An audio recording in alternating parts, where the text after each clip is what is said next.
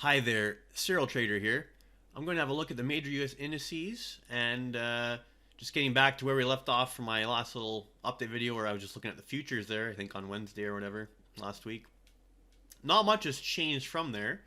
I'm still currently viewing this as, okay, we got the 5 waves up out of the October low, and now we're just simply correcting that 5 wave move and potentially setting up for another move up here. Now, the bearish case is that, okay, this 5 up was the final 5 up for a larger 5, which potentially ends the whole rally off the March 2020 lows, and now we're entering a much larger drawdown. Now, in my view, that really only comes into play as being, likely if we actually go and take out these October 4th lows here, okay? And we're still very far away from doing that. That's currently around 43.55 and change.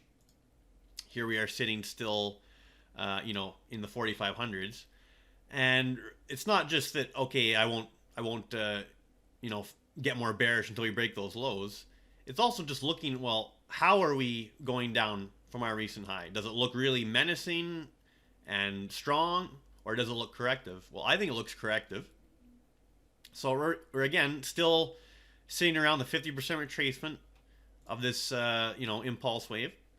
And if I go to maybe the 2 hour here, just to make a little illustration, I think you can make a reasonable case for ABC down, right? And little ABC up, and then another possible ABC down, although it's a little messier. But instead of putting the subwaves in there, just basically calling this a potential double zigzag. I think it actually counts a little cleaner. So I got ABC down for the W, got the X, and then working the Y potentially. Right? Let's see here. Yeah, that's basically what I'm going for here. And what about our trend channel here? I think we're just in a corrective trend channel. Not really breaking down out of it, right? Let's snap that on there. Okay. So really, as long as it stays contained within this channel, and we did start getting a nice reversal there Friday towards the end of the day. If we can start getting some follow through, break out of this channel, break above, the prior high here at 46.08, then I think, we can start getting more confidently bullish here. Still at this inflection point where this could still fail. And let me just remove this. If you wanted to try to be like a super bear, you'd have like a 1 2 1 2 1 2 1 2, and there's just multiple degrees of third waves down to come, like an epic crash. Maybe, but I'm not currently of that view. Usually when you have this choppy overlapping, contained within a channel kind of pullback, especially when we're bouncing off the 50% retrace and the proposed W versus Y equality level, to me, you got to be thinking long until it's absolutely proven not to be the case, right? Now back to the daily chart. So again, I don't think this is the final 5.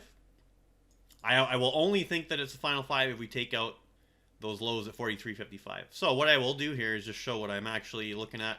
So this is probably just 5 up for the 1. And let me just get this sorted out here with the degrees. Bump that up to minor. So 5 up for the 1 of this 5.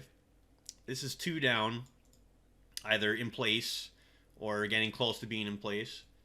And my expectation, if this all holds together here, and we can kind of roughly estimate, okay, so if that's the 1, and if the 2 is already in, wave 3 you'd think would be at least as long as wave 1. It's usually longer. So if we do the 1 6 1 8, 1 versus 3, making some assumptions that we already have our lows in place here for wave 2.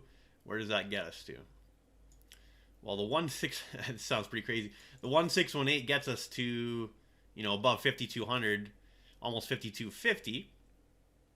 Okay, and then you would have a fourth wave and a fifth wave up for the possible final fifth, that larger degree fifth. Okay,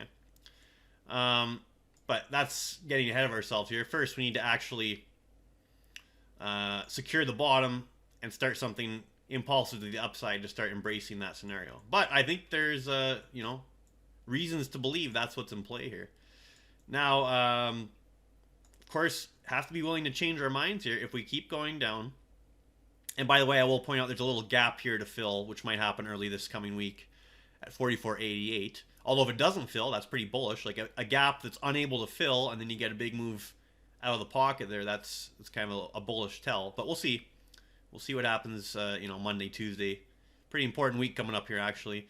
To me, this coming week will determine whether we're, you know, going to put in our bottom and have upside continuation, you know, into year end and possibly into the, you know, part of the first quarter of 22, or do we already have, you know, the big top in that final fifth, and we're just, you know, entering some dark times here for a while in the market. We'll see, but I am currently favoring the more bullish scenario here, and only time will tell this coming week. Okay, well, that's probably what I wanted to go through there on the SPX chart for now. So let's head over to the Thinkorswim charts. Now, another thing to point out, we're kind of just interacting with this 50-day simple moving average here on SPX. And so far, it's really not breaking down convincingly below that level. And I like how it, you know, also coincides here with the 50% retrace. I like that. We are oversold on the daily oscillator here and looking like we're trying to curl back up. So that's also nice as well. Weekly chart.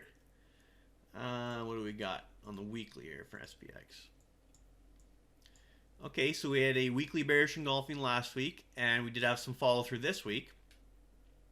So certainly no weekly reversal to the upside just yet. But obviously by the time we put in a weekly reversal, if we do like a weekly buy signal, well, obviously you're already late to the party on the shorter term time frame. So that's why I focus on that.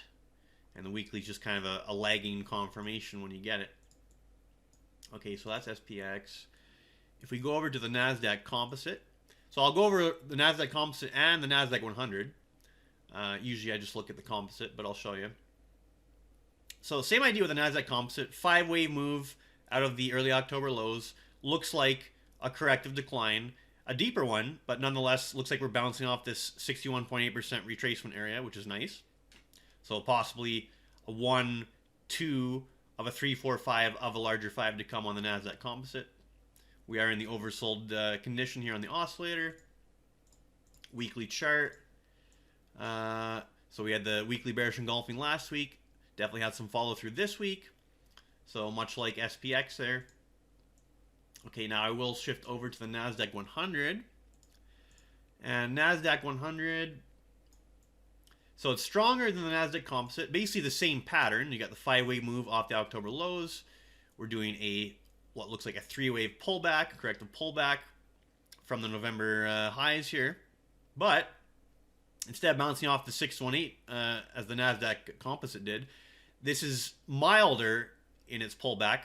And the reason for that is more stacked heavily towards the you know, FANG type names, which have been stronger, you know, the Apples and those types. So we have a shallower percentage retracement, bouncing right around the 50% retracement area, and also the 50-day simple moving average here on the Nasdaq 100. So this looks a lot more like the SPX chart than the Composite does. But directionally, they're both the same. Pattern-wise, they're the same. It's just the magnitude is a little different because the Composite obviously has weaker stocks within it than the Nasdaq 100 overall. Okay, I think the weekly will look roughly the same here, but just to have a quick glance, yeah, that looks the same as SPX and the Composite essentially. Okay, now over to the, oh, I skipped the Dow Jones Industrial Average, didn't I? Usually I do that before the Nasdaq. That's okay. So the Dow by far looks the weakest of the major indices, but to me, it didn't actually break properly down here, and that would be taking out this low, the 33,613.03. So here's the possibility. The possibility that the absolute top is in for the Dow, and it looks like maybe you could get a 5-way move down out of this. So the Dow might only have a partial recovery, even if the S&P and the Nasdaqs go up to make new highs. That is possible. You can certainly have that divergence. But you can see the Dow kind of interacting with the 200-day simple moving average. We haven't actually, I know it looks like a real deep move down, testing this prior support, but it hasn't actually broken that support. And you can still find a way, if you have to say, okay, it really depends where you start your count, but maybe this is the one, and this is an extremely deep 2 of a still 3, 4, 5 to come on the Dow as well. Not as convinced about it since we've broken down so hard on the Dow here compared to the others, but nonetheless, until you actually truly break this prior support, the Dow could still very much be in the same trend as the other 2 indices, even if it's been more severe as far as its pullback recently. So just keep that in mind. And there's also the possibility that the Dow has already topped and the other ones have not, and you can have that divergence.